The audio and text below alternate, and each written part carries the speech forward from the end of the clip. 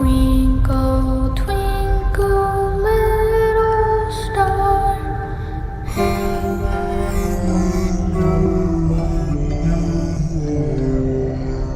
He's alive!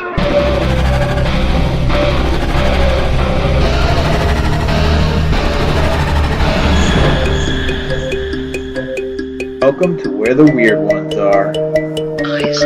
Every time I speak, I want the truth to come out.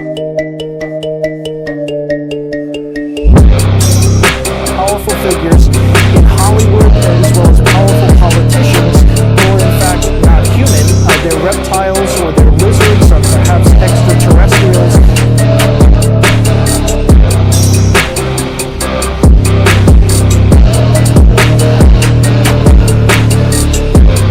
I don't think it is a human. I think it's a Sasquatch.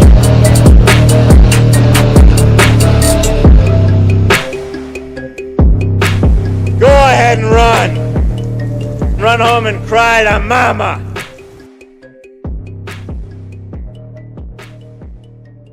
Let's get weird. What's up, you fucking weirdos? Welcome to another episode of Where the Weird Ones Are. My name is Kevin, but you probably already knew that, and if you didn't, now you do. Today's episode is with Ryley. He is the host of Midwest Mythos, which is a podcast very similar to this one. He does it really well, I think. So go show him some love. Go check him out. He has different guests on than I've had. So you get to hear other stories, um, and different perspectives on this whole category of weird and paranormal. So go check it out. We dive into a lot of Riley's personal encounter stories. Um, his coming to God moments and stuff like that. And he gets pretty personal. Um, and we kind of cry together a little bit here towards closer to the end of today's episode. And I just want to say thank you to Ryley for, feeling comfortable enough to share those intimate details with us tonight, because it takes a lot to go there. Um, and yeah, I mean, it means a lot to me. So it means a lot to me that he's here, that he exists. And I say this a lot, and I say this to everybody who struggles with these kind of thoughts and whatnot. God created the world, and then he knew that it needed one of you.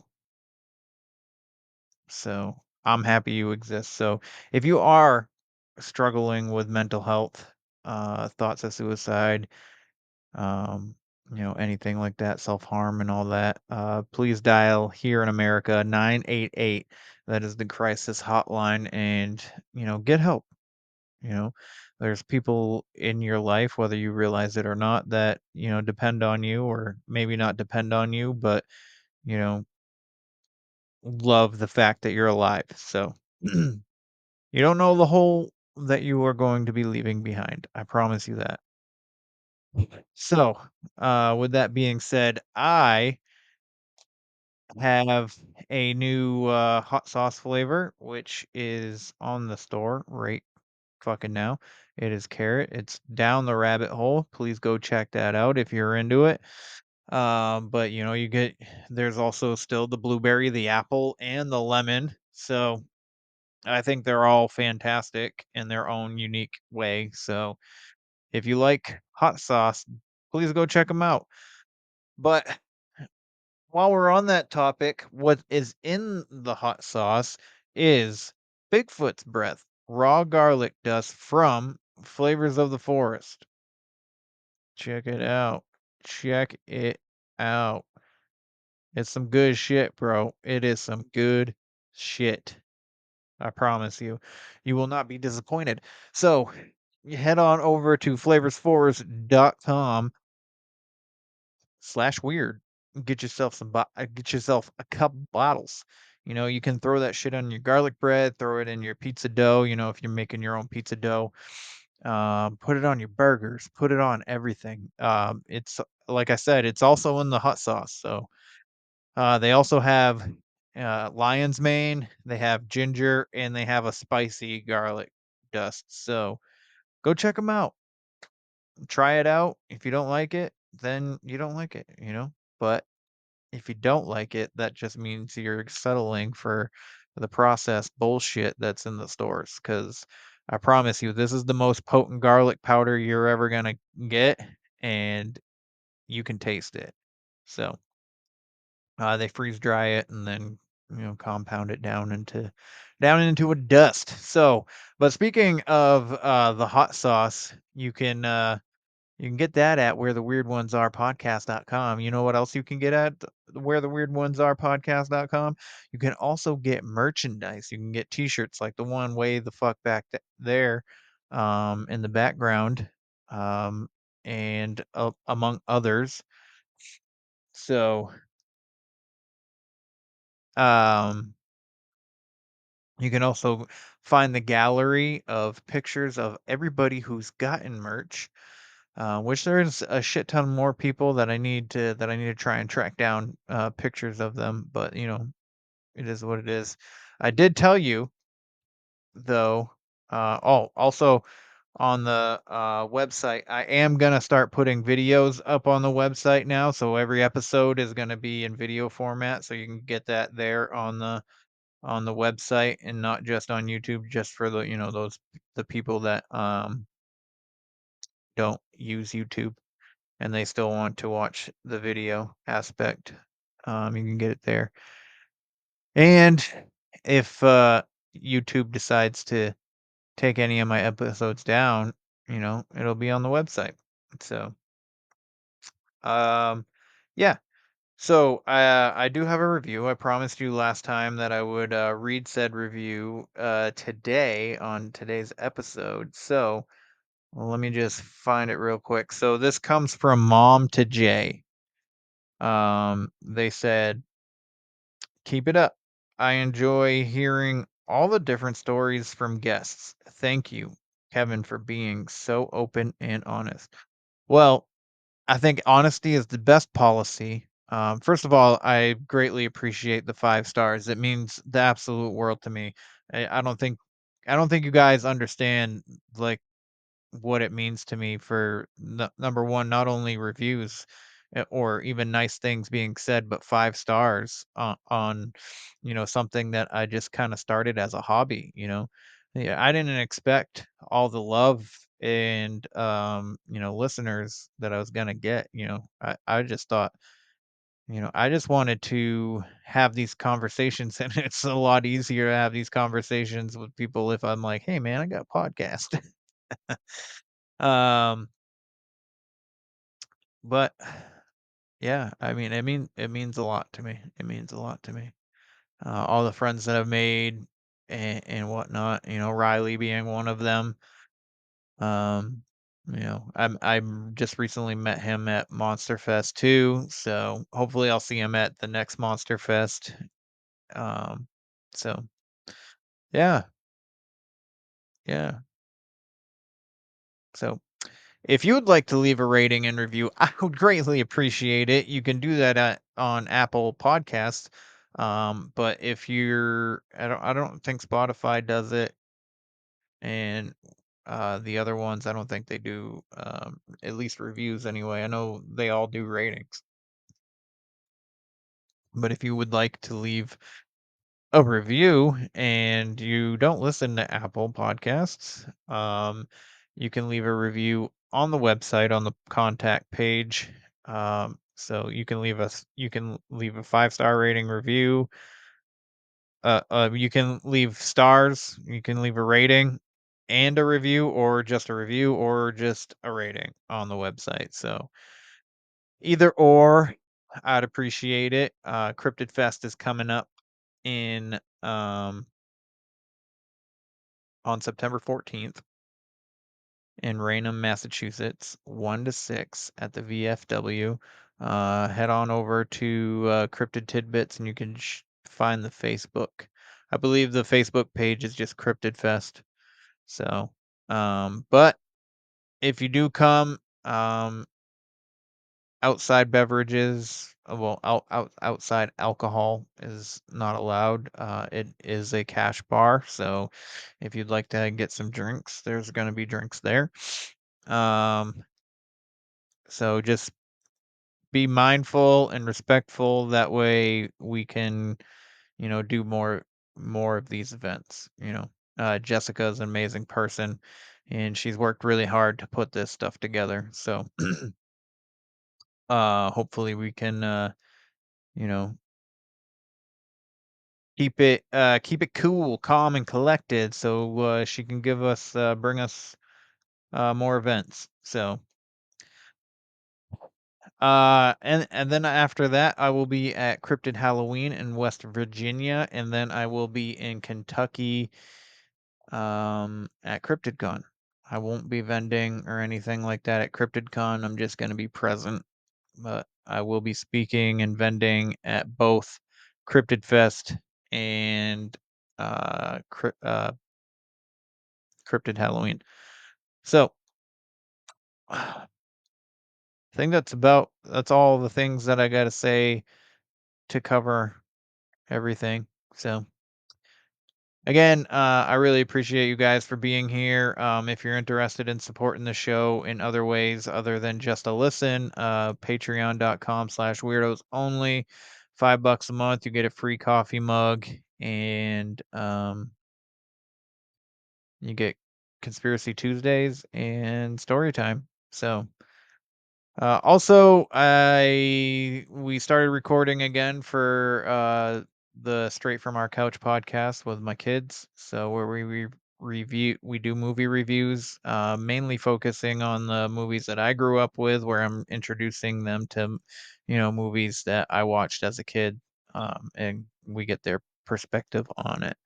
The audio's not that great. We're kind of using one mic between some of us. My son bought his own mic because he does gaming. So also, if you're interested in gaming content, please follow my son on YouTube. Give him a subscribe, a like, a follow, whatever, all that stuff. That's Raptor Rex over there. So yeah. All right. Ryley was amazing. He's an amazing dude, has an amazing podcast. You should go check it out. Leave him a 5-star rating and review, and let's get into it, shall we? They're coming to get you, Barbara.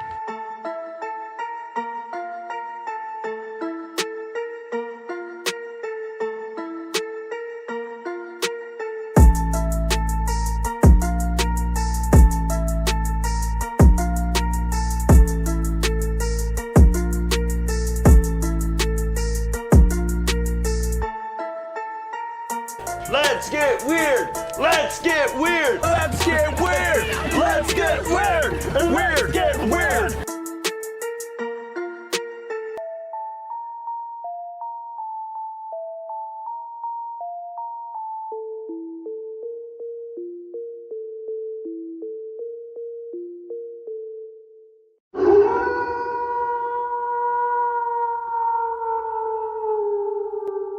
Natasha from Cryptids, Creeps, and Conspiracy, and you're listening to Kevin from Where the Weird Ones Are. Oh, if it fucking starts recording, there it is. There it goes. There we go. Hello, everybody. Welcome to another show of Where the Weird Ones Are. Obviously, it's about to get weird. That should not be new news. So today I have on the show Ryley. He has a podcast called Midwest Mythos, which I was graciously invited to be a part of. So there is an episode with me out there if you're interested in that. But other than that, really just go check out his show. It's really good. Intro music is amazing. I love the guitar, and dude, your voice is, it's amazing along with those strings, man. So kudos to you for that. Oh, thank you. Yeah, no, that was definitely my customer service voice in the intro. My customer service voice. Drop about 2 octaves.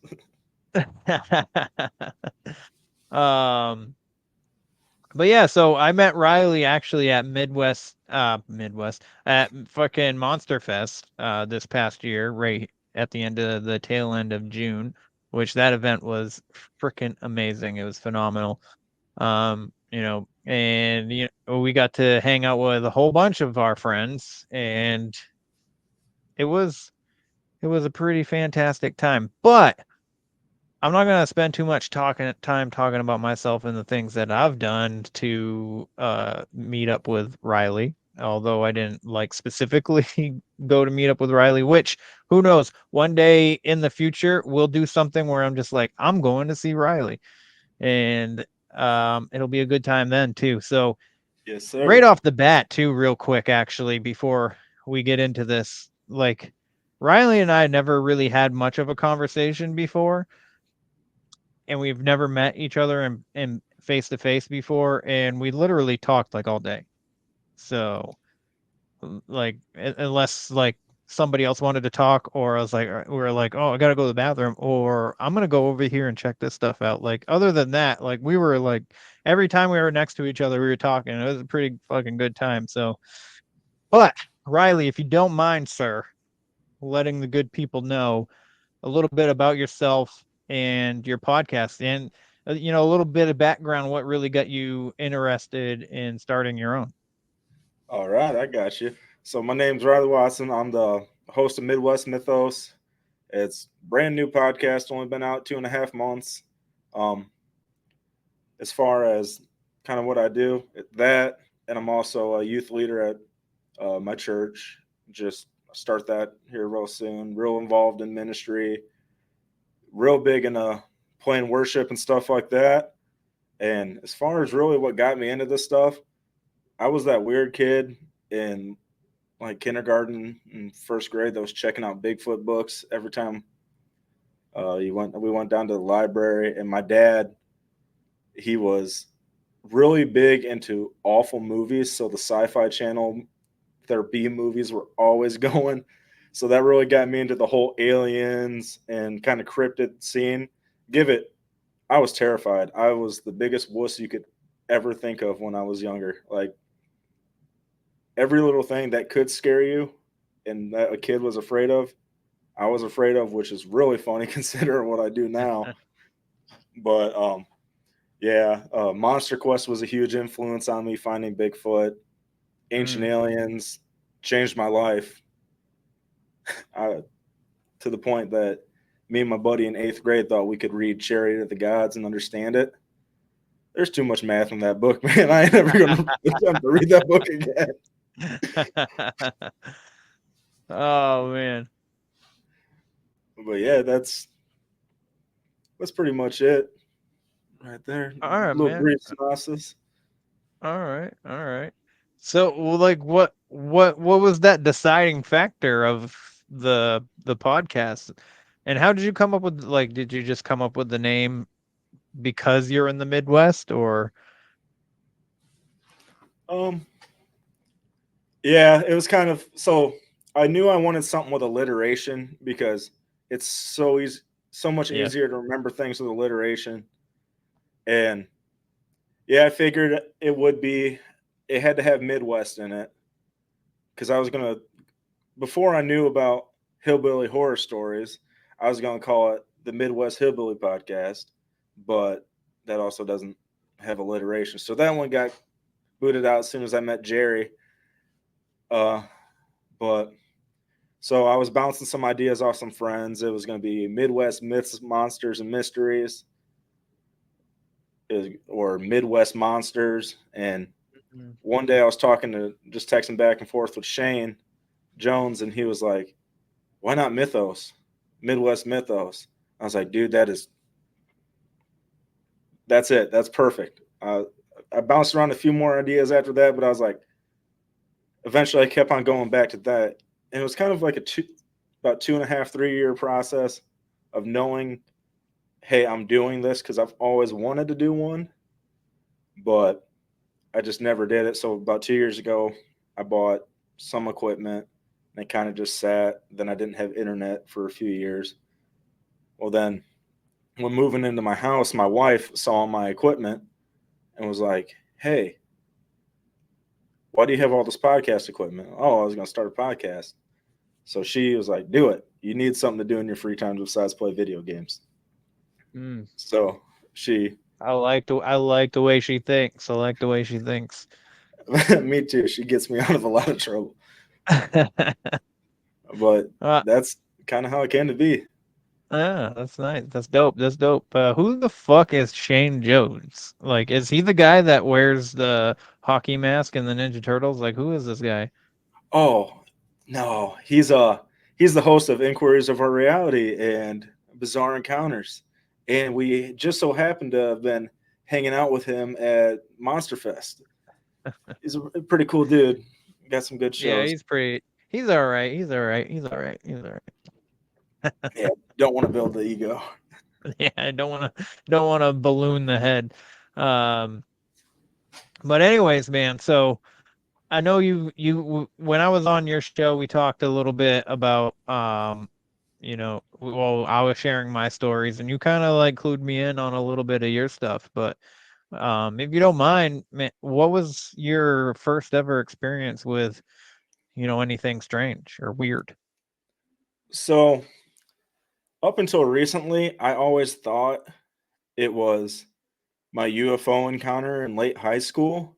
Mm-hmm. But after talking to so many people, I've realized that going back younger, there's always been around me like a real dark presence, like in certain spots in my home growing up, and I never really thought about it until recently. But looking back at it, I ain't trying to bring your show down to a negative note at the beginning, but looking back at it, my family, there was a lot of bad stuff that happened in our house between addiction and just people always constantly fighting and stuff. Great family. I mean, outside of the house, we were awesome family. Not saying every day was awful, but there was a lot of things that just was negative a lot. And it wasn't until I became older that I could tell what that pressure that we always felt was. So fairly certain there was some negative entity in my parents' house. And then after that, I was working at a pizza place, which apparently is supposedly haunted, like ghost teams and stuff were in there. Oh, no shit. Yeah, it was interesting to find that out, considering the boss told me, "Oh, there's nothing, I'm overreacting." Well, one night, it was the middle of winter, and I had to work the kitchen down in the basement all by myself, do all the dishes, cook all the food, run all the food. And I'm sitting down there, and the lady I worked with always told me she would see like shadow people or like a little kid or something walking around, or just feel somebody tug at her apron when she's down there first thing in the morning before anybody else gets there. That's gross. I don't like that. Get away. She didn't let it bother. She got used to it real quick, apparently. Yeah. But I didn't believe in any of the stuff. Like, I was interested in it, but I didn't believe in ghosts because I didn't even believe in God.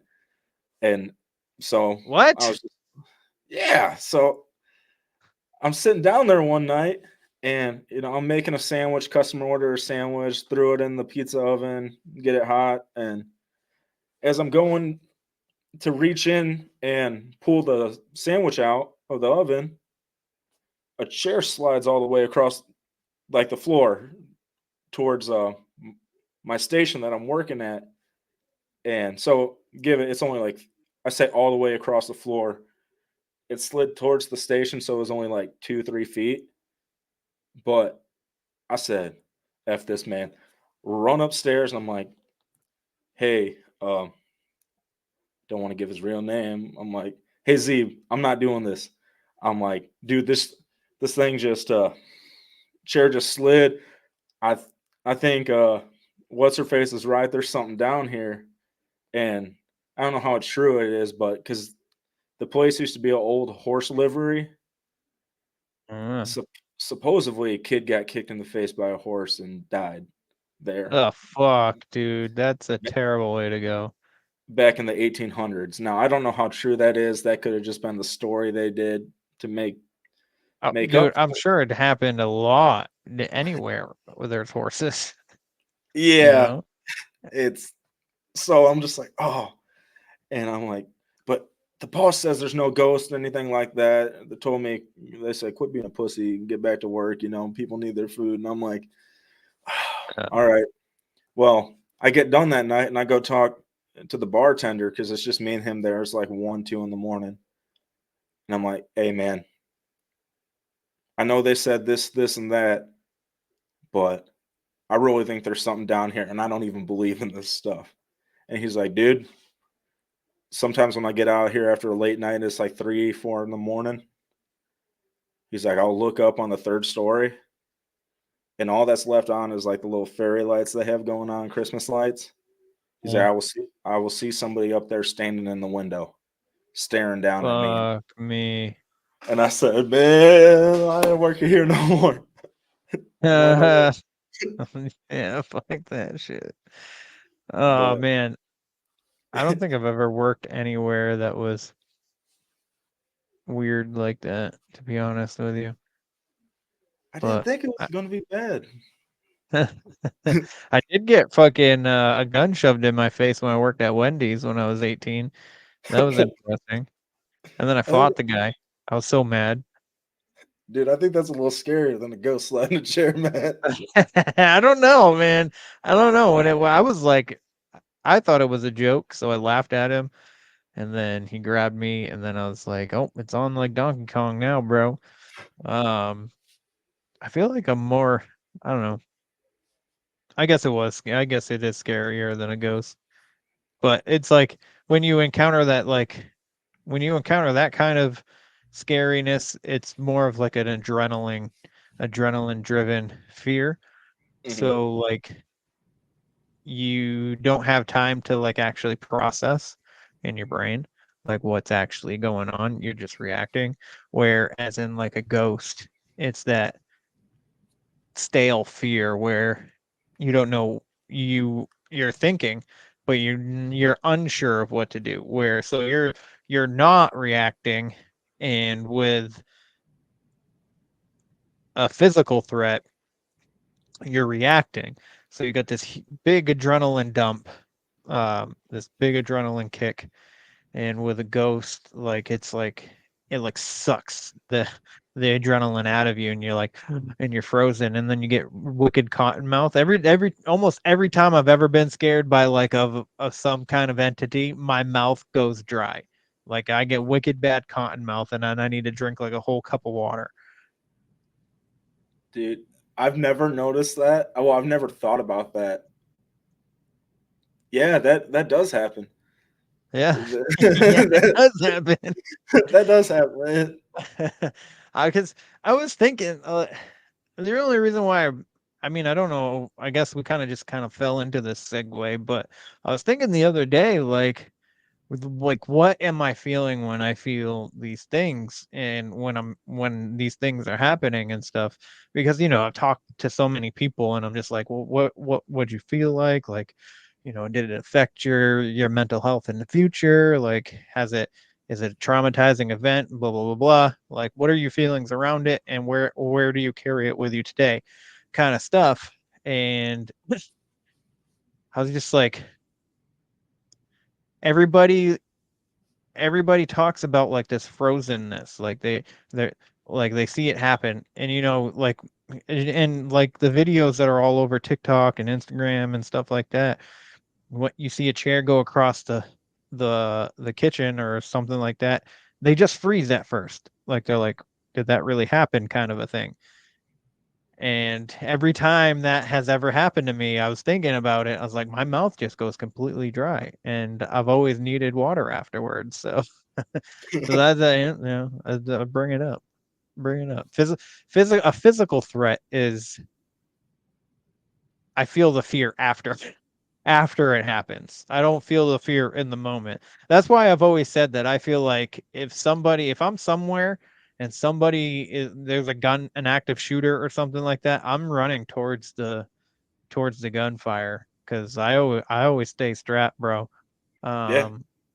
And I'll try to take them out. I'm not saying that I'm like this like a tough guy or anything, and then I'm like this fucking super crazy marksman, but I would put myself in front of other people. Oh yeah, that's one of the greatest things that we can do is lay our life down for somebody else. Yeah, yeah. Not saying we should run into every situation, but if the time Oh, comes, no, you're right. Not to run into every situation. There's those times, but yeah. So I've never had I've had 2 guns in my face so far, and both times neither one of them really scared me. But the first time was my friend's mother, and she thought we were sneaking out of the house, and we were on the roof, and she thought we were breaking into the house. So I was just checking in the window real quick to make sure like she was still sleeping and she wasn't getting up, and she was right there with a gun in my face in the window. She thought we had that we were just random people that had climbed the roof to get into the window. oh man, And yeah, and then she's like, "Oh shit." And I was just like, I just had a gun. I could have just got shot in the fucking face just now. Um, that was interesting. But anyways, enough about me. Where did it go from? Did you experience more in that pizza place? no, nothing really there. I've heard a couple people afterwards said they think they heard stuff, but I really don't talk to too many people from there. But I guess the next thing after that, some of them happened beforehand, but the real big one for me happened after. So around the area where I grew up around Benton Harbor, like a town, 1 town, 2 towns over. But I spent a lot of time in the Benton Harbor area, and my grandparents had a farm out there.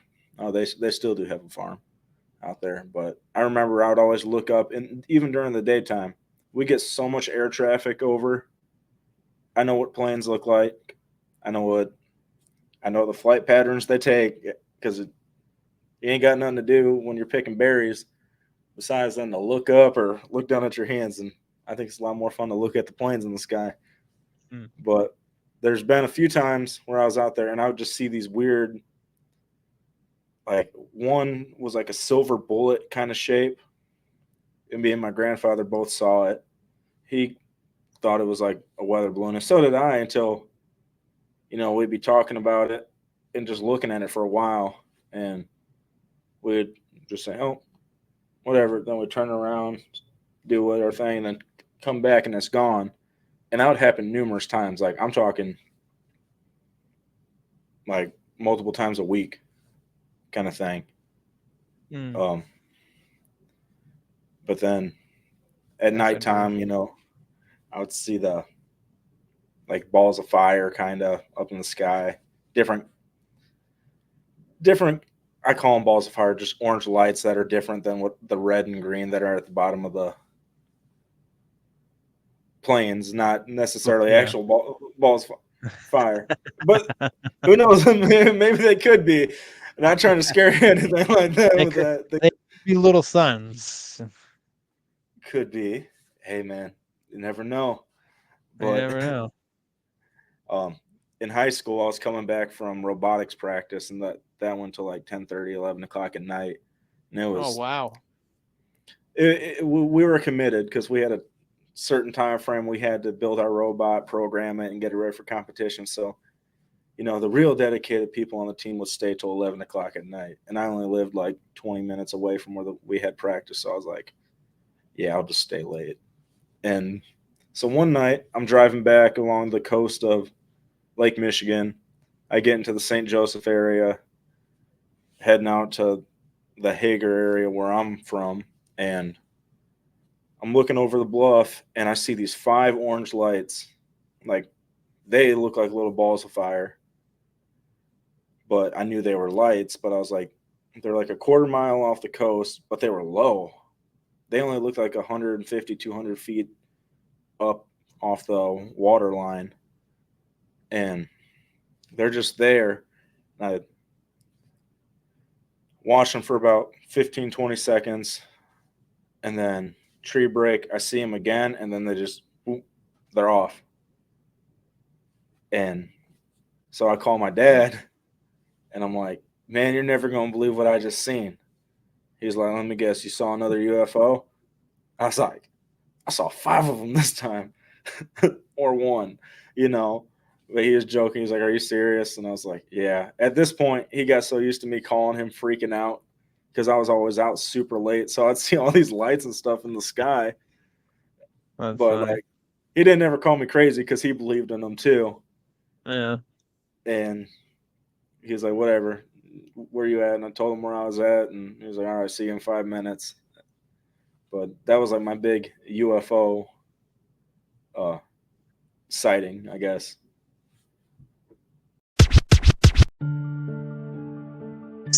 Hey, you. Yeah, you. Are you into weird shit? Yeah? You into cryptids? What about hauntings? Yeah, I've got a ghost for you. Oh, you like otherworldly beings? Me too. Check out all these aliens. We have plenty. How do you feel about a good legend? Want to hear about spooky happenings? Yeah, you do. Let us show you what we've got.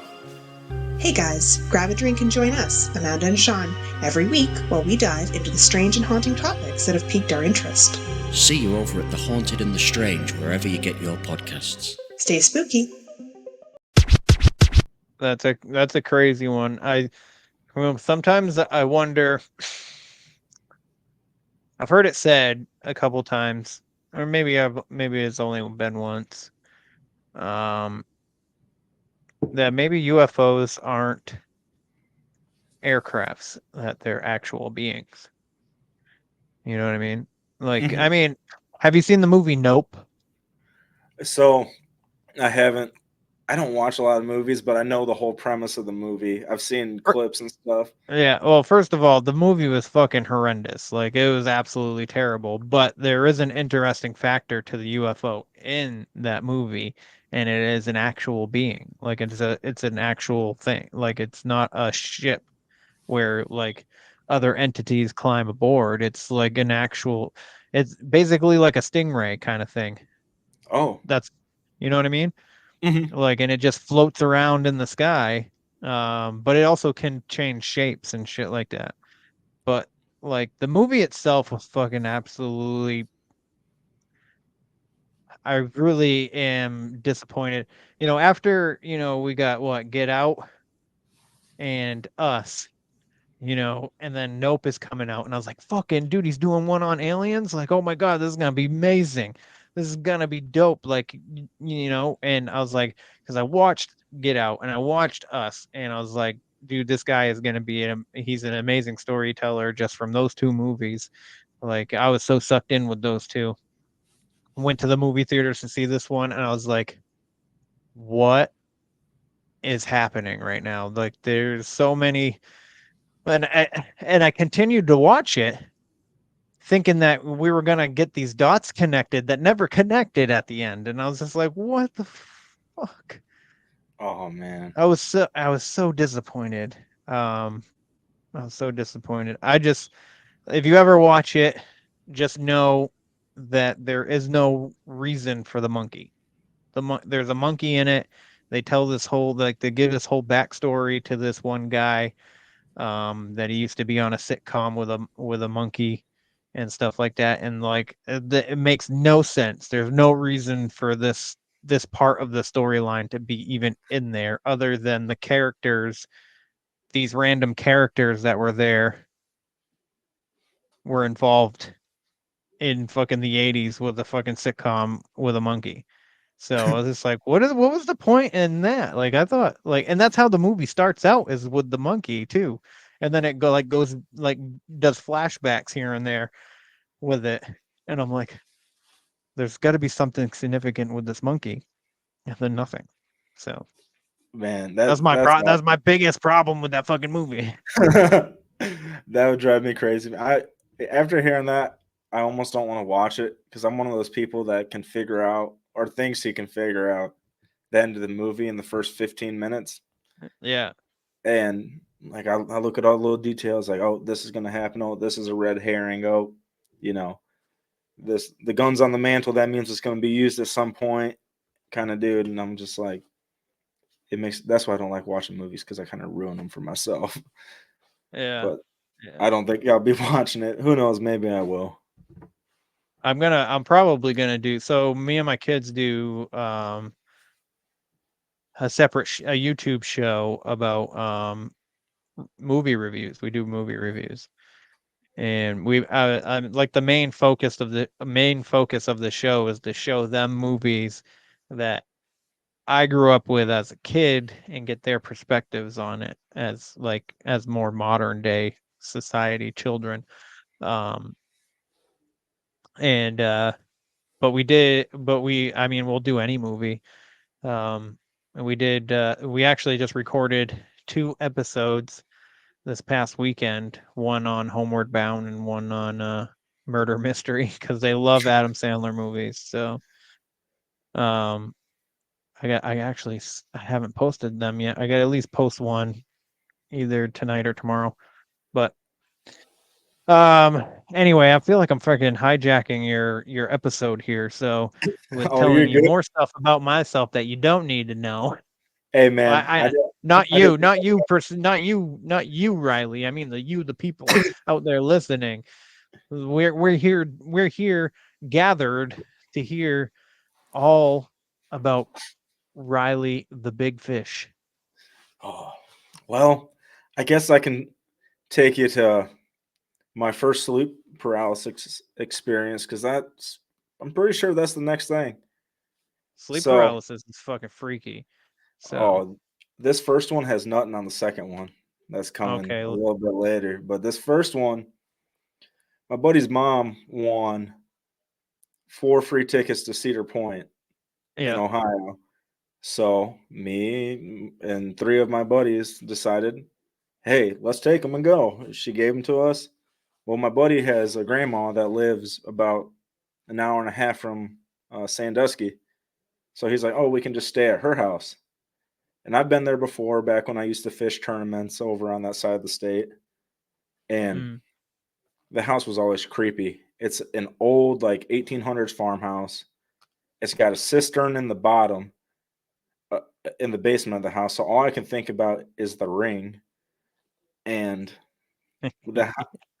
it always feels like you're being watched in the house, dude. And oh shit. So we're staying there. My buddy gets one room. My other buddy takes another. And my one friend, he's like, let's just stay in this room because it's got 2 beds. And I was like, all right, that's fine. Awesome. Thank you. Somebody's going to be in a room with me. So I'm already on edge. I'm freaking out because every time I slept there in the past, it just felt like somebody was watching me all night. And my buddy told me, oh, there ain't nothing to worry about. Well, that night I fall asleep, and it took me a long time to fall asleep. And I wake up, and I slept with the light on. Grown man slept with the light on. I don't care. I was like 19. I didn't care. I wake up in the closet.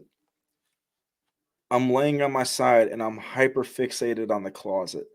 And all I can feel is this presence just encroaching in on me. I can just feel it moving, and I can't move. I can't talk. I'm sitting there moving my eyes. I see my buddy. He's just sitting there sleeping. And I'm like, what the fuck is going on, man? I can't move.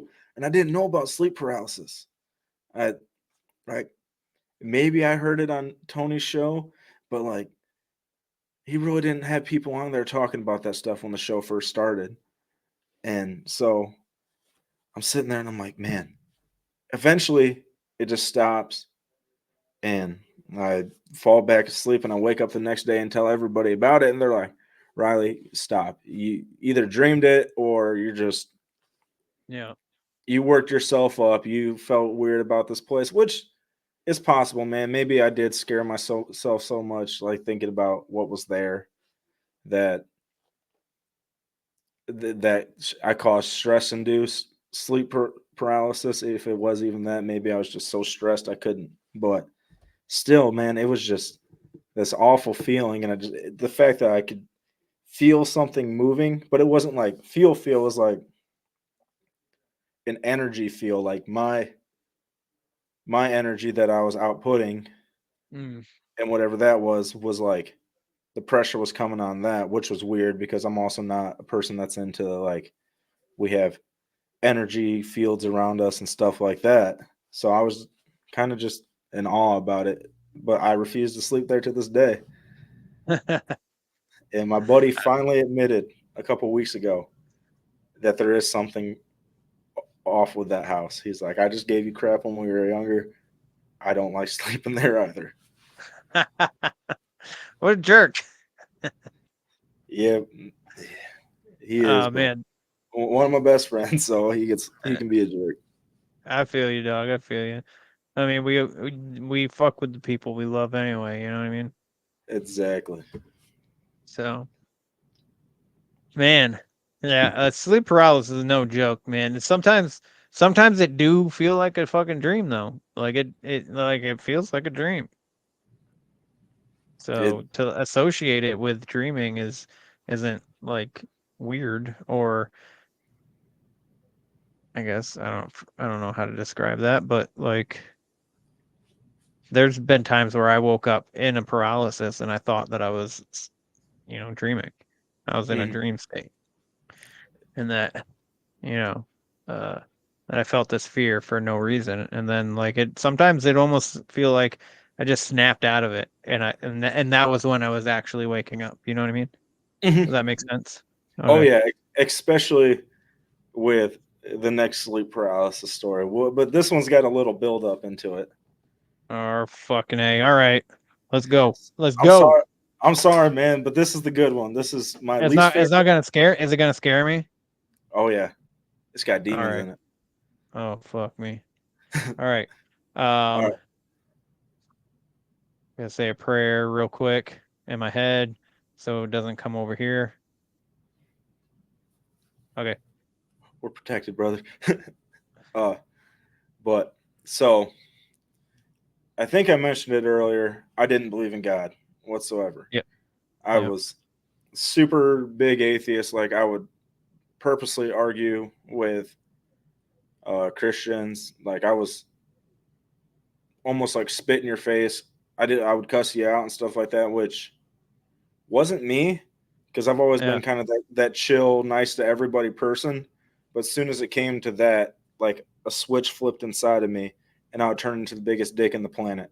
Like even real quick, Ryley, if you don't mind me asking, do you like have like thoughts on why that is? Like what? Because I see these videos all the time of people just literally just preaching, and they're attacked, and people get in their face, like you said, spitting and shit like that, calling them names and stuff, and they're just literally just reading from the Bible in public. I think it. Well, I know it had to be something demonic. I don't believe it was possession, but I do think it was oppression to the point of it had influenced my mind for so long that it knew that in certain situations it could just like feed this thought into my head, and I would react that way because I became atheist at 9 because I would pray all the time that God, keep my dad from being an alcoholic and keep me from fighting with my parents all the time and stuff like that. Hey, stuff like that, but nothing ever happened. So I was just like, F you, God's not real and stuff like that. And I think that built into this. Yeah, I think honestly, I think we all struggle with with faith a lot, just because as human beings we tend to base our beliefs off physical things that I see it, I believe it. If I can see it, I believe it. And it's really hard for people to let go of themselves to be in any kind of faith. I mean, just the Christians are like the only religion you can literally make fun of and talk shit about. And when Christians get offended, I mean, right now, anyways, I'm not saying that like there's never been any other religion oppressed, but like as like in modern day, it just seems, from my perspective, I'm not saying it's 100% factual, but it just seems like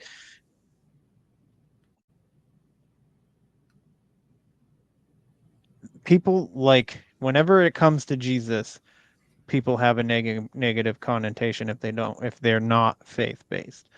So I mean, that's Catholics, that's Judaism, blah, blah, you know what I'm saying? Yep. Christianity, all this stuff. And it's like when they get offended by something on TV, or like just recently they got offended by the Olympics, and all these people, all these atheists, all these liberals and stuff that get their fucking day completely destroyed and have to go find a safe place if they get fucking misgendered, are like, oh, toughen up, deal with it, or whatever. It was just a joke, or it's it's not mocking, it's some other Greek thing. When there's nobody in Greek mythology that's all blue. So, I mean, not to like go into this like weird conspiracy and talking shit about people on your episode while you're trying to tell your stories, but I just feel like it's interesting because you were feeling that sort of way. And I went through a time too where I didn't believe either, and I don't think I ever got to the point where I got mad. But when somebody told me that I was going to hell, I'm like, what the fuck do you mean I'm going to hell? Like, that's that kind of thing. But so, like, just things that I'm witnessing through social media, the news, and shit like that. I mean, I just saw in our capital. Fuck, I'm sorry. I should stop going No, into this this. I should no. save this for a conspiracy episode. All right, because I mean, I'm rocking with it because all it is adding fuel to what I'm about to say. I mean, so I'm rocking with it, Okay. man. All If you right. want to Well, I keep on mean, going, I go just, ahead. I was just going to go into that. In our capital, they took down our flag and put another country's flag in its stead. To me, that is an act of war. You are now the fucking enemy and you need to be removed right fucking now. I agree And that 110%. is with violence. Like that, putting another country's flag in our capital, burning our flag, is an act of war, and you are an enemy and you should be dealt with as such. So that's all. I mean, it's crazy that, and that's why that I vote the way that I do these days, is because the other side, they don't even like this country. So, I mean, I don't know. Anyways.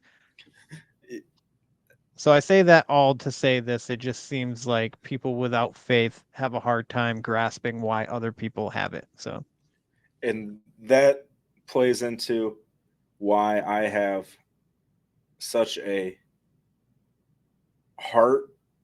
I don't get me wrong, I do not agree with that whatsoever, that you should be burning our country's flag and doing, just disrespecting not even the country, but those who fought and died for our country throughout the centuries and made it what it yeah. is. Real quick, dude, do you know how many American casualties there were in World War II? There was a few 100,000, wasn't Yeah, there? it was 400,000. Yeah. It was 25,000 on the first day. The first day we went into Germany. Those men are heroes, each and every one of them. Yeah, I agree. Thank you to anybody that's listening to this little side thing. Thank you if you've served in any way, shape, or form. Thank you for your sacrifice. Absolutely. You guys are the reason we can do stuff like this. But yeah, going back to the initial thing, it is something manipulating us. I believe with my heart it is the enemy manipulating the hearts of those who do not have Christ in their heart to do his bidding. And I can say that because I was once that, Yeah. I was on the other side of everything. Like my life did a 180 after this little next story I'm going to go into.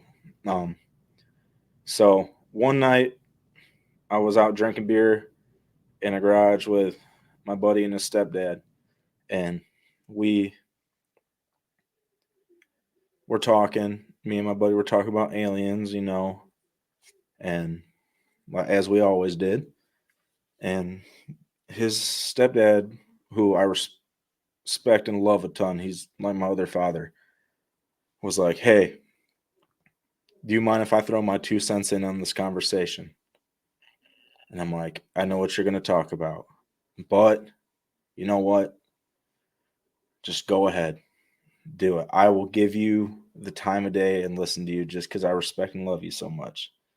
And he starts giving us the gospel, talking to why about he's not saying aliens ain't real, but he's saying there's these other factors out there that could be aliens.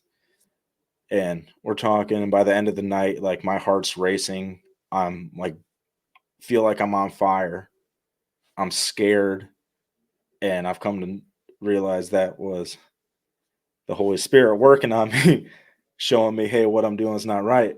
Well, that night, he's like, "Ryley, I want you to go home and read Job." I'm like, "All right." And he said it like 3 times. Go read Job. Go read Job. So I'm like, all right. I go home that night. I read the whole book of Job in a night.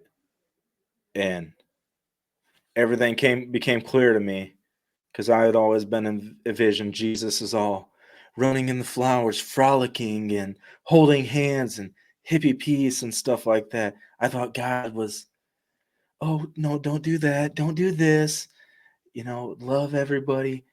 Be kind, rainbows and butterflies and stuff like that. And then you read Job and it's like, no, God has that side, not like, I mean, the love part, but he's also a wrathful God, he's a jealous God. There is consequences for your actions. And brief synopsis of the book of Job, for those who may not know, Satan comes up to God, asks him, is there anybody that I can essentially mess with, test their faith? And God's like, yes, you got Job. You can do Job, because his faith is so unwavering. I believe 100% that his faith will not favor no matter what you do. So Satan kills his whole family, all his farm, everything, house blows away. He ends up getting sick. Skin's literally peeling off of him, thinks he's going to die. His friends come over, try to tell him, God wouldn't just feed him a bunch of false gospel and stuff like that, but he doesn't give up his faith. And in the end, God gives him like 10 times as much of what he had. That's real brief. Go read it. Yeah. But so I read that and I'm like, oh my God, I think I believe in God. So I go back the next day. I'm like, hey man, I read Job. My life has changed. I'm ready to accept Jesus. And he's like, why the hell would you read Job? I'm like, because you told me numerous times last night to read Job. He's like, no, I didn't. I would never tell anybody to read Job as their first book out of the Bible. That is not the book you want to get people introduced to God with. And I was like, dude, I heard you say Job at least 3 times. And he was like, No, I said John, but apparently God wanted you to hear Job because clearly that's what you needed. So that was weird because that was definitely divine intervention right there.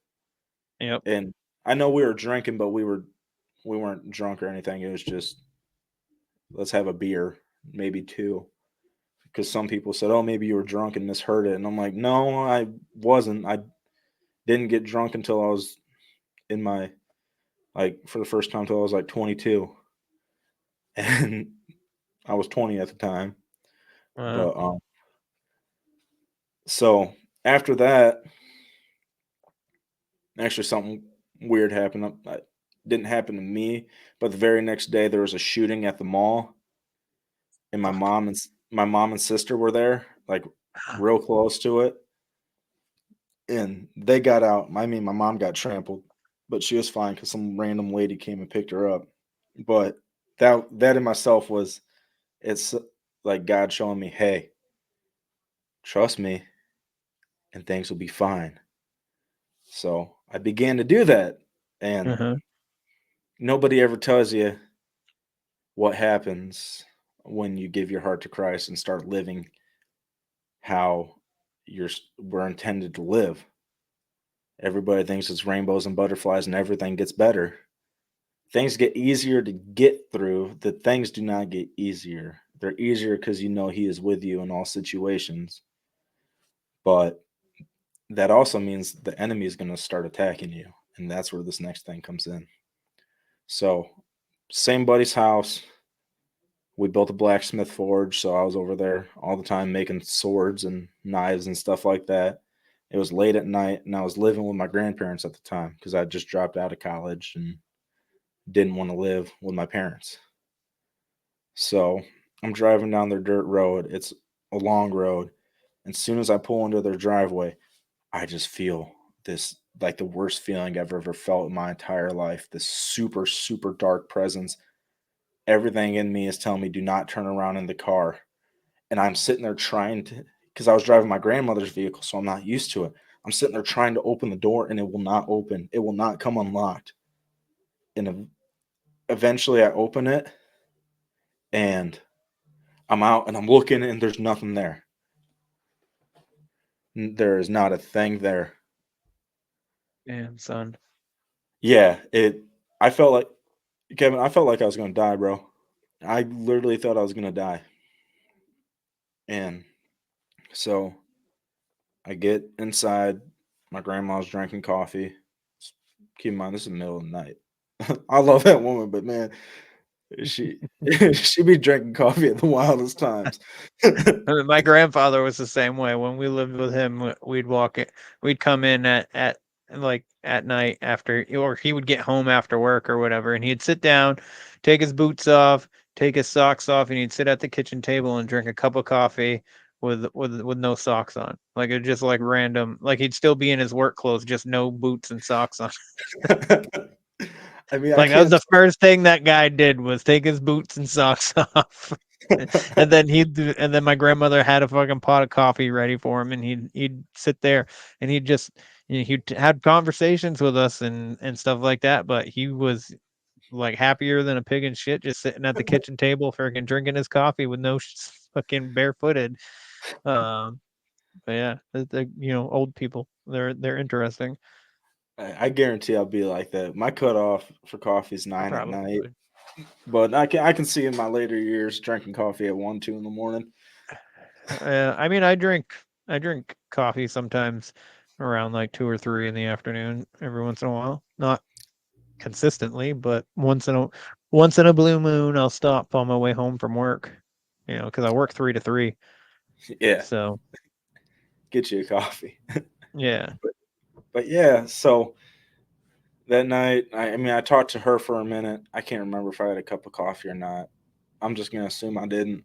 But I lay down because I gotta be up at like 5 for work to get ready for work, and I fall asleep and I start having this weird dream. Like I've never had a lucid dream or anything like that before, but sorry.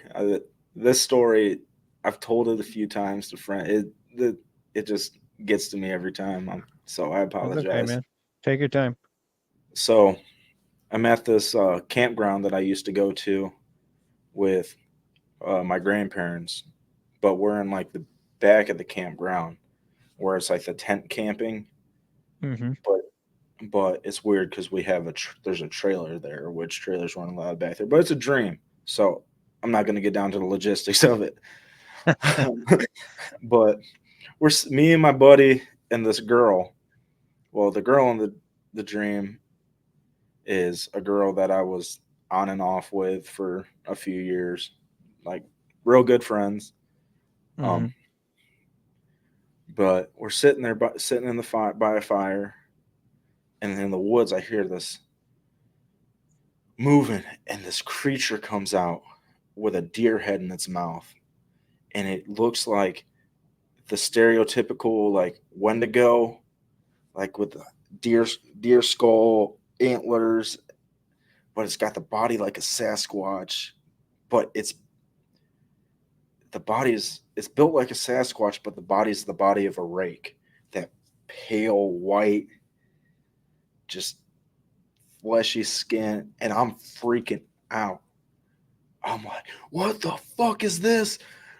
Freaking out. And yeah, I try not to swear, but I have to for this story just to make it as much as realistic. What I actually saw in my dream, and nobody else is freaking out. I'm just the only person. Everybody's like, okay. So this thing decides to come out and hang out with us. And drink some coffee? I don't know what we were drinking in the dream, but all the people from the campground start coming over, and they're like, oh yeah, no, he's cool. He hangs out with us. And I'm like, what? Are y'all crazy? I was like, do you not see this thing? And so it fast forwards a little bit, and we're in this trailer, and this thing's in there with me, and it's chasing me around, like trying to scare me, but it's being like playful. Yeah. But it's trying, and I just remember running around. And so the dream transitions again, and this is where it becomes I don't know if it's necessarily a lucid dream, but it becomes real as me and you talking right now. Yeah. And the girl, my friend, she's sitting out. We're at this cabin, and it's on a lake, and it's got a pier that goes out into the lake, and it's an L shape.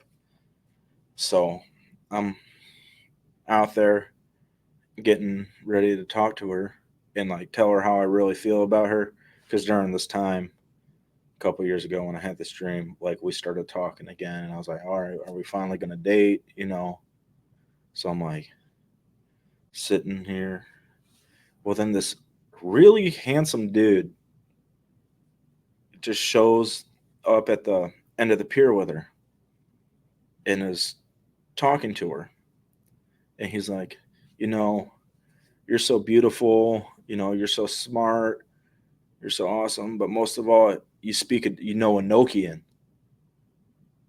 And I'm like, at that point, for some reason, I forgot. When I'm walking, I walk inside when I see this dude out there to get some water. But I hear all that. And as soon as I hear him say, Enochian, I start freaking out. I bust through the door, and I just start spewing out these Bible verses that at the time I didn't know. And I can't remember what they were, but I'm just shouting the scripture at the top of my lungs. And that dude at the end of the pier morphs into that creature I saw.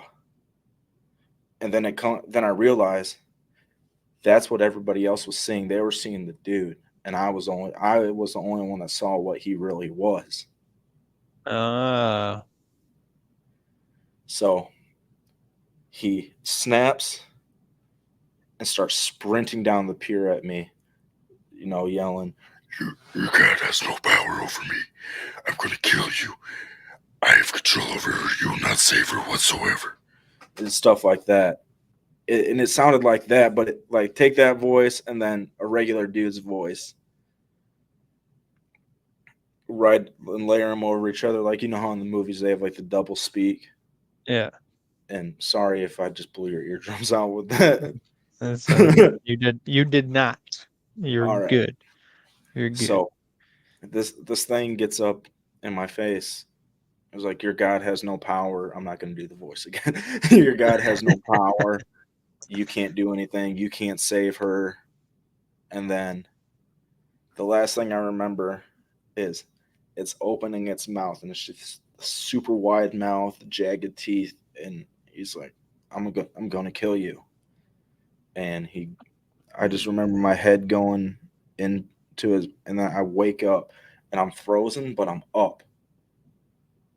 So it's weird. Like, I'm sitting like straight up, but I'm frozen, and I am screaming, in the name of Jesus, I rebuke you. In the name of Jesus, I rebuke you. In the name of Jesus, I rebuke you. Just over and over again. Like, hyperfixated at the closet in my room, just out of nowhere, which was not like me at the time because I was still a baby Christian, man. I didn't know all this stuff. Yeah. I just read a couple things out of the Bible. You know, I wasn't really aware of all this stuff happening. That's wild, dude. So the next day, I go to work, dude.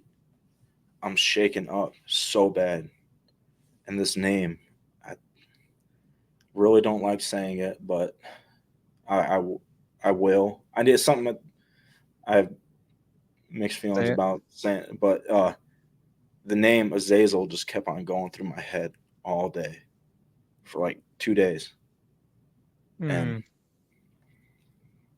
so then the next day, go ahead. Sorry, go ahead.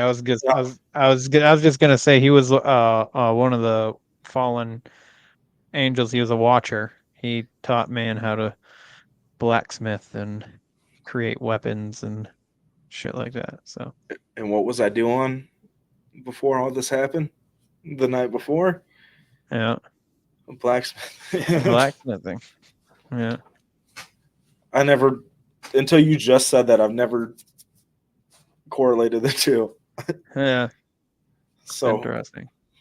The next day, I go back over to my buddy's house, and I'm talking to his stepdad. I'm like, hey, man, you know, this happened. And his youngest son was there. And he's like, oh, man, it's just a dream, man. Don't worry about it.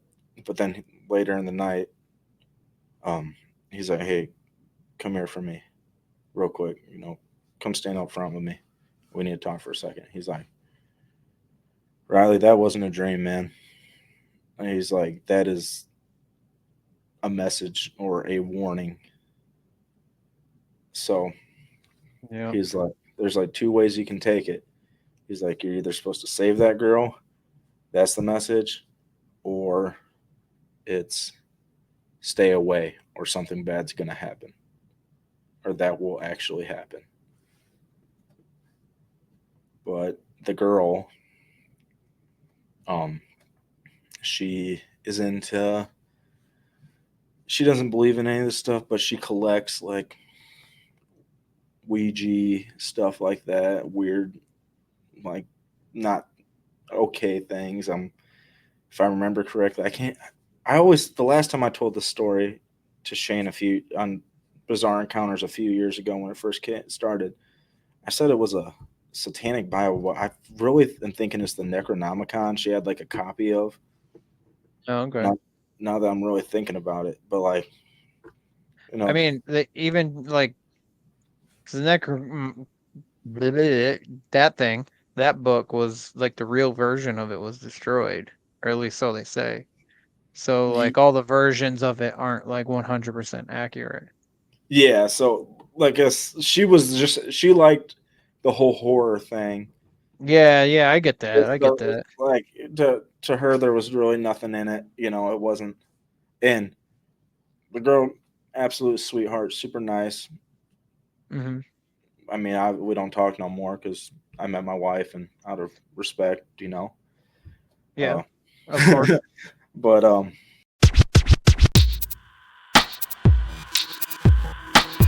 call to madness. Hey guys, I'm Tyler. I'm Thomas. And I'm Jake. And this is a call to madness. This is a comedy show where we have no idea where these topics will take us. Whether it be history, relevance between us, or all around straight madness. Learn with us, grow with us, and laugh with us every other Saturday at noon Central Time on Spotify, Apple Podcasts, or wherever you get your podcasts. Just remember, guys, you called, but you only found madness.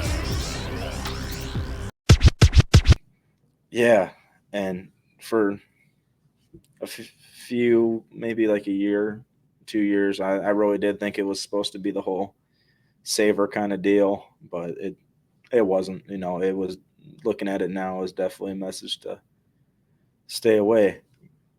But it was, dude, that experience just put my, like, I was supposed to have that because it set my faith on overdrive. Like, that's when I really started diving deep. And then it goes into one of my callings now, for deliverance. That's one of the things that I will do is deliverance. So I'm like, oh, okay, maybe this was like a sign of that early on. But that thing, just thinking about it today, it's hard to talk about, just because. Dude, I can imagine. I don't blame you. That's fucking creepy thing. I will say I feel myself getting closer to God with everybody that I talk to. The more and more people that I talk to about this, I'm starting to have more of a faith. And I've cried with a lot of people on this show. I'm not saying like I was meant to help people, or I'm like have this like catastrophic, or that I'm going to have a catastrophic impact. But I think I was put on this path to help people. I would agree with that. And I think that, I don't think that, like, because the fact that I don't care about, my numbers and stuff, I feel like that is more, like, I get more genuine reactions out of people. More genuine stories, not people trying to. I mean, if people like, not that anybody's not telling the truth or anything like that. Like, I'm not here to tell you that you didn't experience what you experienced when you tell me these things at all. But, it's just, there's more than 10 episodes out there of mine where I am literally crying with my guests. So, I do think there's, for my spiritual development, their spiritual development, we were supposed to have that conversation. We were supposed to have that connection. So I do think that I've been set on a path, and it's becoming more and more of a blessing. You know what I mean? I know exactly what you mean, brother, and I'm really, really happy to hear that. That's amazing. I mean, we talked about it a bit on my show too. Yeah. But it's, God works in the weirdest ways possible, and I mean, the next, I don't even know if this isn't like a paranormal encounter, cryptid encounter, but this is the first time I've told this, and it might be like the only time I tell it, just because it's you. And we talked about this kind of stuff a lot when we were at Monster Fest and when you were on my show. Yeah. But so after that dream, nothing really, I mean, besides All right, remind me to tell you the teddy bear story after I tell you this. Okay. Oh, yeah. You told me that the teddy bear story at Monster Fest. I think your remember. listeners might like the teddy bear story. Yeah. So this takes place a little bit after the teddy bear story, but so I was working. I was a union electrician apprentice, going through my program, stuff like that. But for some reason, my life was just miserable. I was really, really unhappy, and like I had the career that I I had a career that would set me up for life. My whole family wanted it for me. That's kind of why I did it. Part of me did too, because I really like messing with electricity. But one day, actually, January 3rd of 2023, I woke up one morning and decided this is the day I'm no longer going to be here. So I Shit, went dude. I went to work and I was like, if I have a good day, I'm not going to do nothing. But if I have a bad day, I'm just going to go home, cook some dinner, and then figure out what I'm going to do. And so I had a bad day and I'm sitting there and I almost get home because I had an hour and a half drive from work to home. And I text my buddy and I'm like, hey man, take me to the hospital when I get home. And he's like, okay, why? And I was like, I'll just tell you when I get home.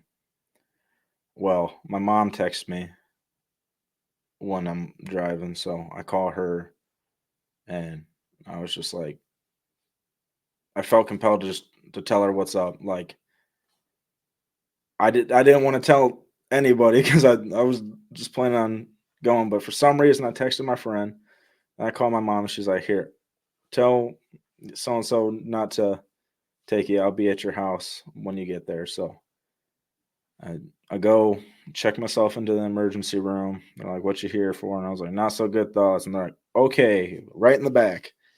And I'm sitting there for 3 hours, dude. Therapists and stuff are coming in and they have a little TV in the screen and it's playing The Simpsons. There is no sound and absolutely no subtitles whatsoever. So I'm just watching The Simpsons move on the screen. And I'm sitting there and I'm like, all right, I'm bored. I'm going to start thinking of some dialogue. And then as they're doing that, therapists and stuff come in, they start talking to me. And I, all of a sudden, something just popped into my head. And it was First Peter 5:10. And I'm actually going to pull it up so I don't mess it up because this is this is the verse that saved my life because they were just going to send me home because I convinced them that I was fine to go home. And because it's not like I was sitting there actively thinking. I just woke up one morning and said, today's the day. Sorry, this is taking a second. And Okay. It's I'm gonna start at 9. Resist him, stand firm in faith, because you know that the family of believers throughout the world is undergoing the same kind of sufferings, and that the God of all grace, who called you into his eternal glory after you have suffered a little while, will make himself restore you and make you strong, firm, and steadfast. To him be the power forever and ever. Amen. And dude, I that just popped in my head. I don't memorize Bible verses, man. That's one thing I'm really bad at. And that popped in my head and everything was just, why am I here doing this, man? This is dumb. I'm a grown ass man that's got his whole life ahead of him. Why am I gonna let some stupid thought stop it right there? And I wanted to share that just because, like, once you know God, like in them situations that you don't think you can get through it, man, he'll just do something small like that, or he can do something bigger. And It's important to, I don't know. I just thought that was important to share because after that, Yeah. Well, life got good after that. yeah. Well, thank you for sharing that. I mean, it means a lot to me that you feel comfortable enough to share that, because not a lot of people.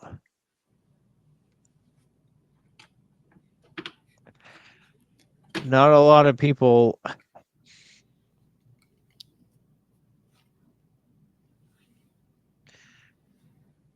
Not a lot of people can clear their thoughts enough to not go through with it, and it happens too often.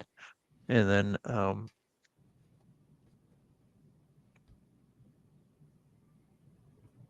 they don't realize what it does to the people that they love. So, Yeah. well, I'm glad you didn't do it.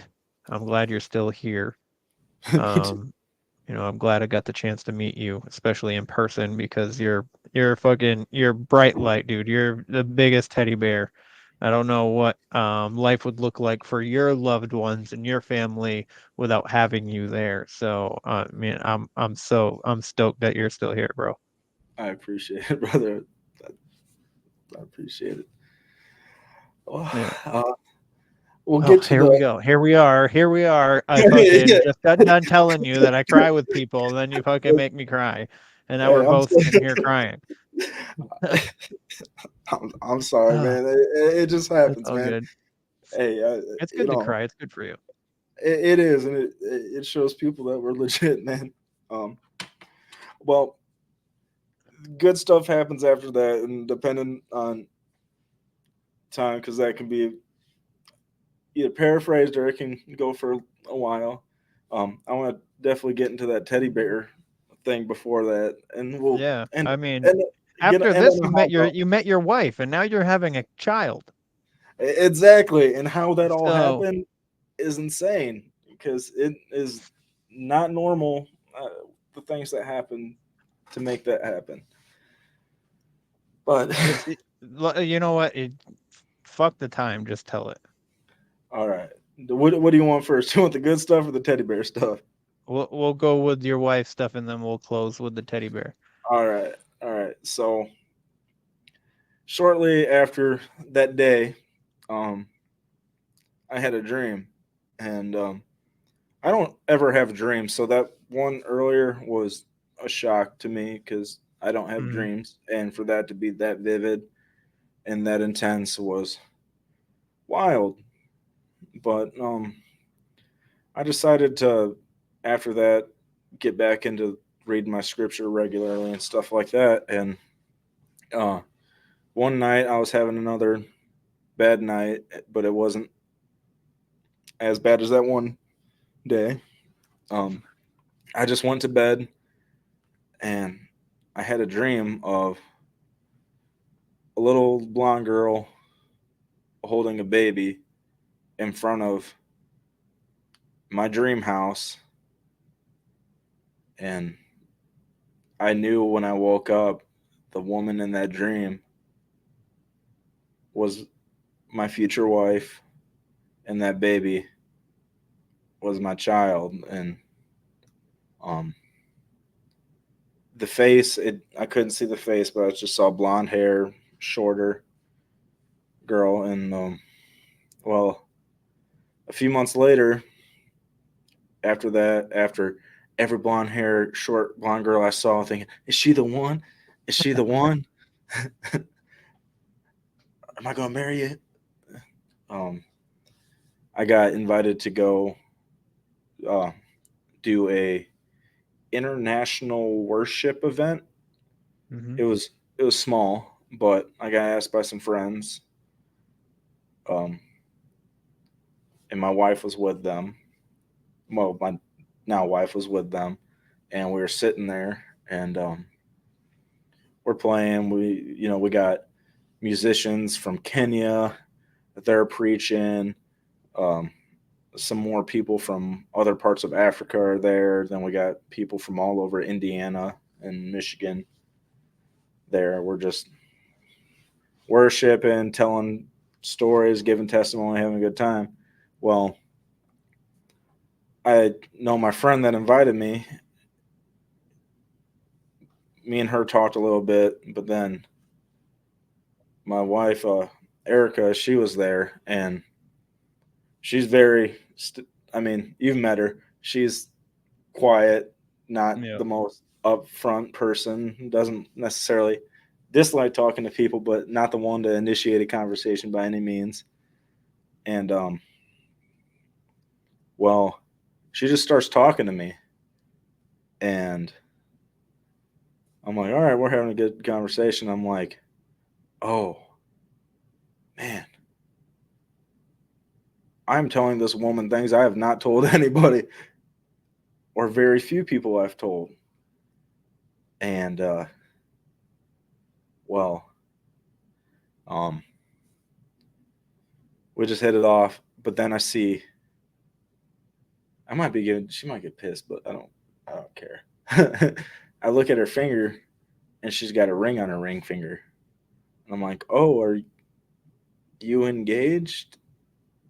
And she's like, no, it's just a promise ring.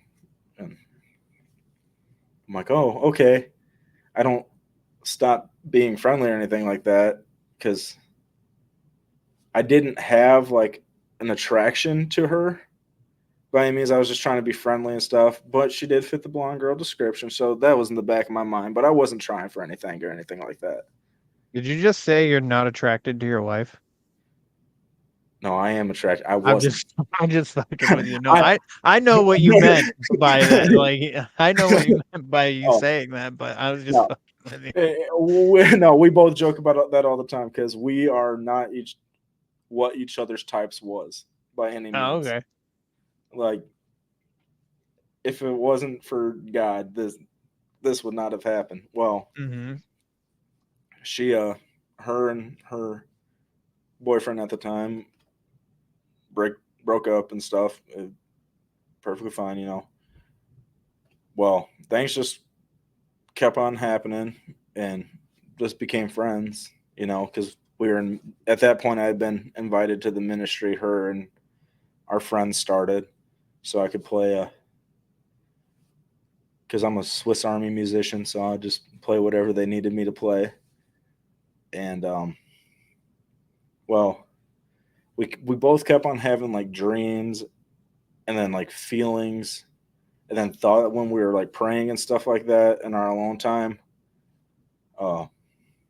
thoughts just of each other started popping up, and we didn't see anything with each other first. We thought, oh, we're just friends. We're in ministry together, just sending Instagram reels back and forth to each other, making jokes, hanging out whenever I came down to Indiana to see her and our friends. But everybody around us could see what was happening. We were both oblivious to it. And then eventually we decided, hey, yeah, we want to be together, but we need to take some time, you know, like this is quick, you know. I was like, I still got some stuff I got to figure out. You got some stuff you got to figure out.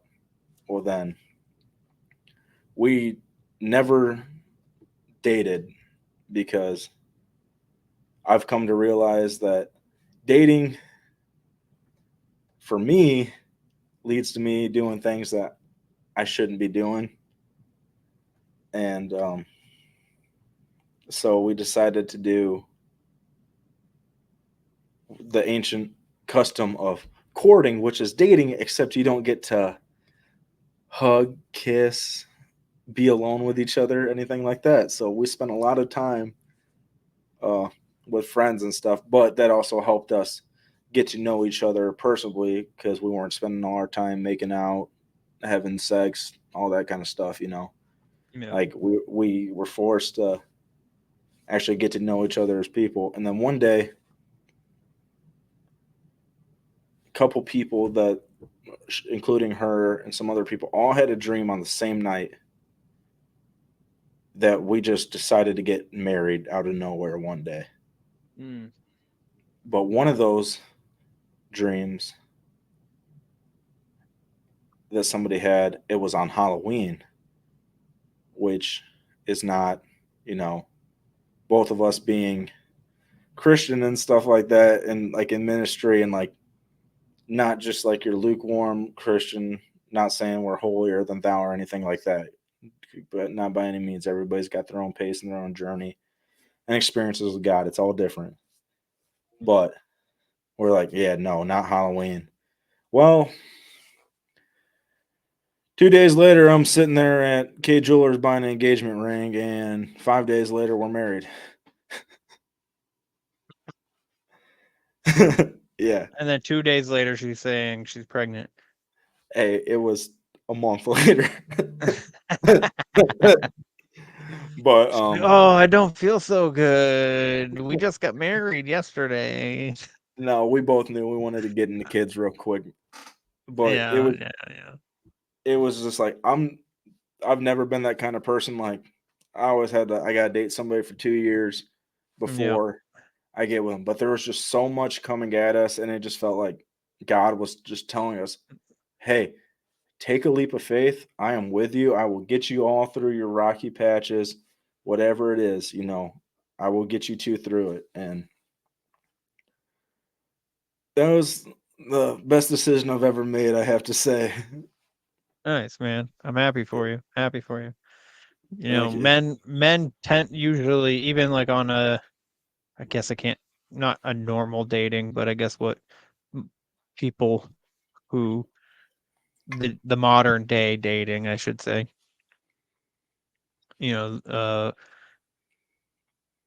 men usually know if they're going to marry or if they want to marry their significant other within the first 6 months. And that's about how long it was, like 5.5 months of, hanging out every single day and stuff like that. Yeah. So we were both confident, but, I did the right thing and asked her dad and stuff. And he was like, it's so weird that I'm going to say yes. He's like, I prayed about it a lot. I never in a million years thought I would say yes in a situation. I never thought I would be in a situation like this, but I'm telling you, yeah, because I feel like God does really want this to happen. So nice. That was so he never thought anybody would actually ask. Is that what he was saying? Well, he never thought that somebody that's only. So I've known my wife for a year and a half through just playing worship at different churches. But like as far as like knowing her, like spending every day with her, it was only like 5.5, 6 months. He never thought that somebody who barely knows him would be coming up and saying, hey, can I marry your daughter for this reason? This is what's happened.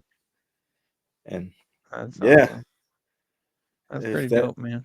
If that isn't a testament what God can do when you just give him control too. So dope, man. I like it. I likes it a lot. I'm happy for you guys. I really am. I'm excited to see baby pictures in September here coming up. So we just had a doctor's appointment today, and doctor said it could be any time in the next 3-4 weeks. Oh shit. Yeah. Might be before. Your child might be a Leo. Yeah. It's getting scary how close it is. Yeah. Yeah. You guys got everything? You need anything? We're all good right now. So it's the first great grandkid and first grandkid on my side of the family. So they're going all out. They're spoiling the shit out of you. Well, the baby through you, but yeah, and it's like my family's so huge. Everybody's got stuff. So it's like, oh, I just had a kid a year ago. We don't need this stuff anymore. Here's this for you. Hey, my coworker has this handmade crib that would go for hundreds and hundreds of dollars. here's this for free kind of stuff like that. So everything's just falling in. As far as I know, besides some outfits, I ain't bought a thing, but we got almost everything we need. Yeah, you got an outfit. Well, you got a onesie at Monster Fest. That was pretty cool. Oh yeah, got a That little was cute. Bigfoot on it. Yeah, that was cute. I can't wait to bring her to events in it. Yeah, that'd be dope. That'd be dope. You should dress her up as a Sasquatch. I actually think Allie and I were talking. We think we're gonna dress up our baby for Halloween as Sasquatch. That's gonna be awesome, man. But if you don't mind, we can definitely dive into that teddy bear story because that's an interesting story as well. All right, yeah. Yeah, it was. I was like, what the fuck? Yeah, this one was weird because a lot of stuff happened after it too. A lot of stuff that can be summarized in 10 words. But so I'm coming home from work one night and I get a call from my buddy I'm living with. I'm living with him and his wife. And he's like, "Hey, what'd you do to Barry?" And I'm like, "Who the hell's Barry?" And he's like, "It's my wife's stuffed bear that her dad got her the day she was born." And I was like, "I don't even know what bear you're talking about, dude." He's like, "Well, how far away are you from the house?" I'm like, "I'm down the road. I'll be there in 5 minutes." He's like, "Okay." So I walk in the door, dude. It feels weird in the house. Then I walk into their bedroom and it's the same feeling I felt when I felt that thing in the car. That dark dread, just awful feeling, like super, super heavy, hard to breathe. And then I look at the bed and the bear is sitting straight up like I am right now, stereotypical legs out in front of him, back Oh my up God. against the wall. And it had old-fashioned button eyes and a nose. They are not taken off. They are ripped out, stuffing out the eyes and nose, laid out perfectly, like 2 eyes and nose, where they would be on the face, sitting in the center of the bed. And I'm like, after I see that, it's like, I gotta go. We gotta go. So I'm like, we gotta go outside now. And they're like, yeah, it is storming outside. So we're standing in the pouring rain. I'm sitting there trying to think. I'm like, guys, remember when I told you about that feeling I had at the car at my grandma's driveway? And they're like, yeah, that's what I felt. And they're like, that's what you felt? We felt that in there too. I'm like, yeah. So here's what we're going to do. We're going to go inside and I'm going to pray over the house. Well, I pull out my Bible, which was my grandfather's, then my dad's, and then when my dad passed, I took it. I'm like, oh, what do I go to? So I just flip over the cover. The very first thing in that Bible is Psalms 23. And keep in mind, this was before everybody and their mother started talking about Psalms 23. So I'm like, all right, let me try reading this.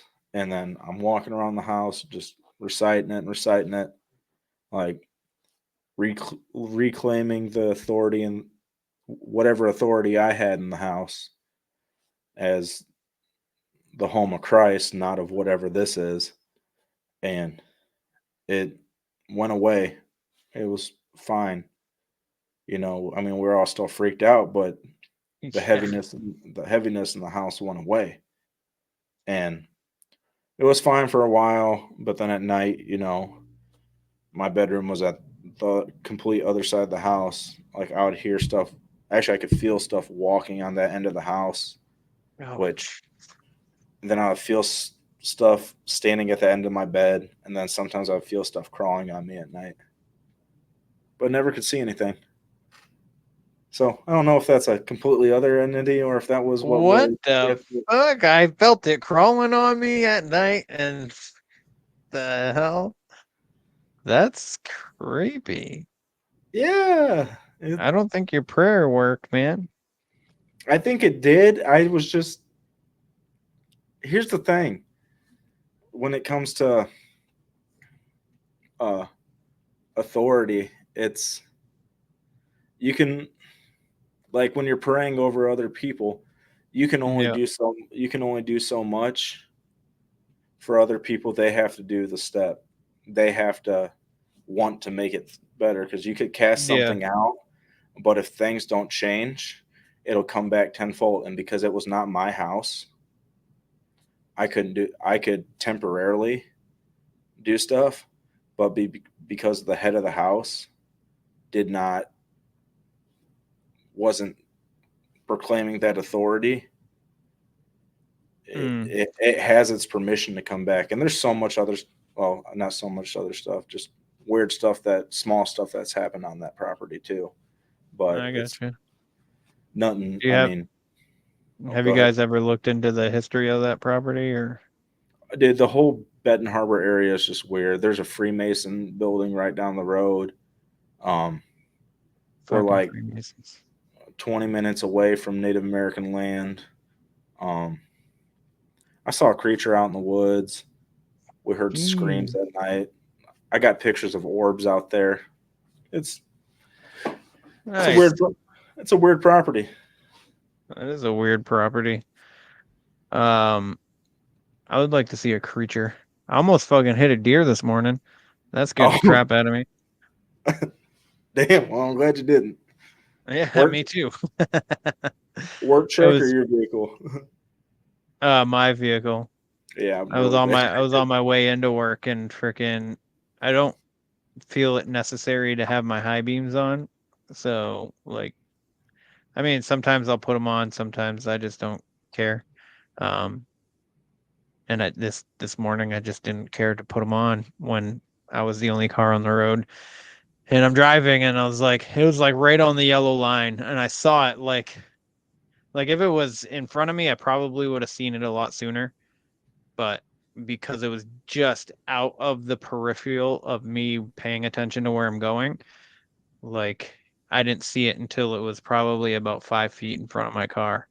But it was diagonally, like right on the yellow line, like walking into the other lane. I was like, oh shit.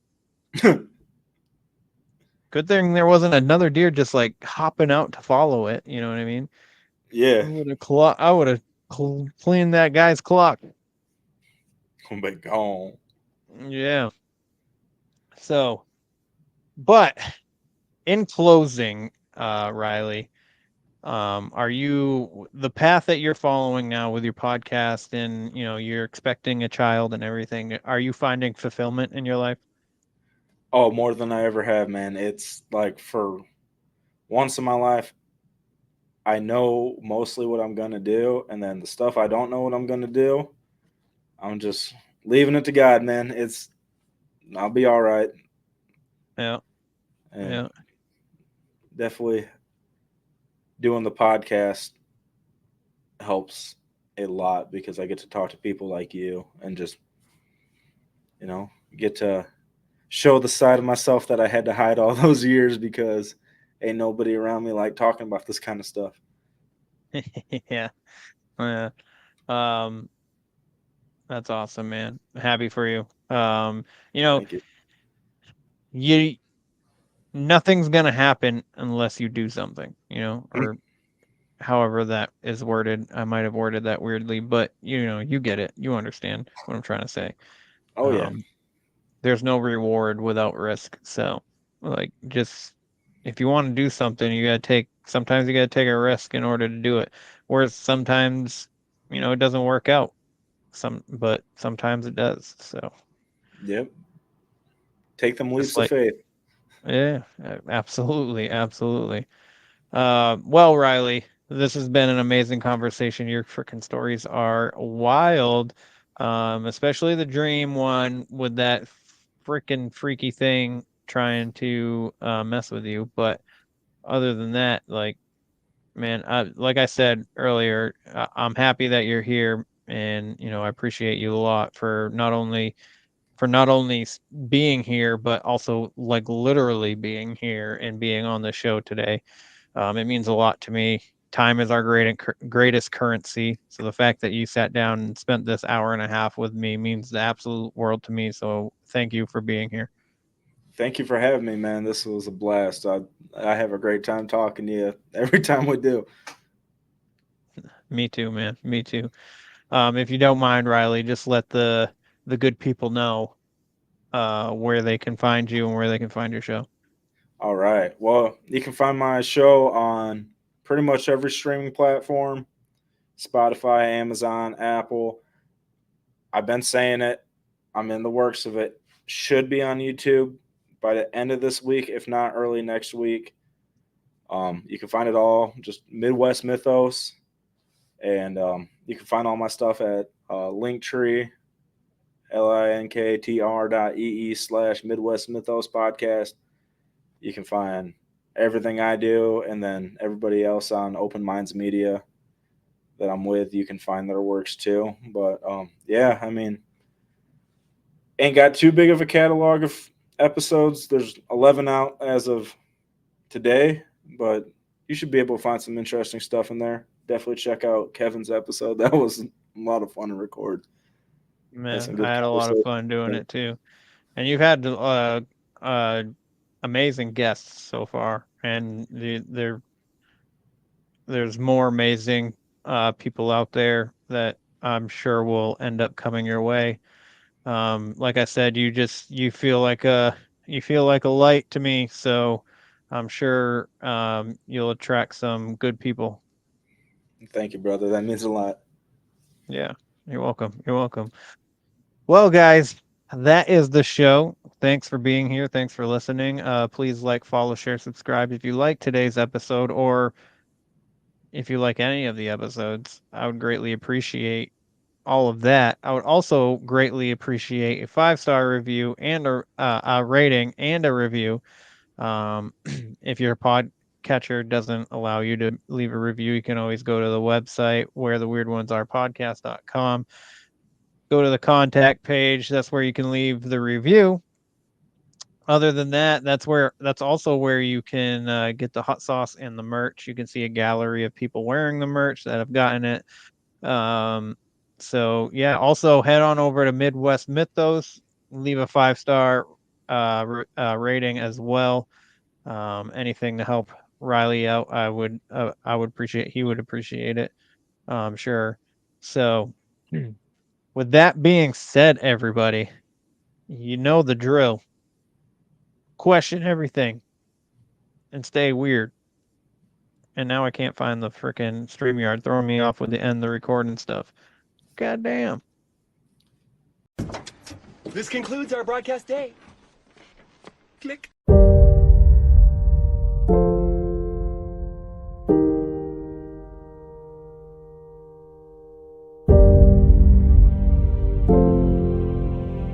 Because in the end, none of us have very long on this earth. Life is fleeting. And if you're ever distressed, cast your eyes to the summer sky. When the stars are strung across the velvety night, and when a shooting star streaks through the blackness, turning night into day, make a wish.